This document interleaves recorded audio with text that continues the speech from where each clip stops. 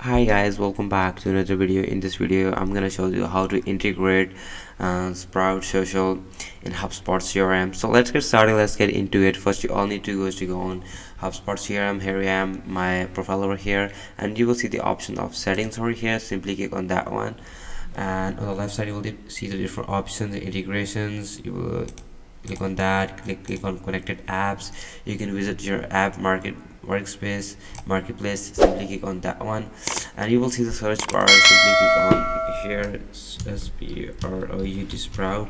You will see two options here, like Sprout Social and Sprout Video. You're gonna go ahead and go with Sprout Socials, and there we go.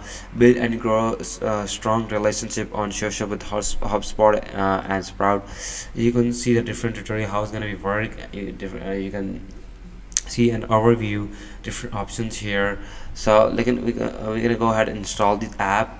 Click on that one, and you will see the Sport Social app, HubSpot services, Hub integrations, Sprout integrate with HubSpot service, help desk, and ticketing software. This integration allows Sprout user to task inbound messages and as sports issues, which converted task into help desk ticket with service hub.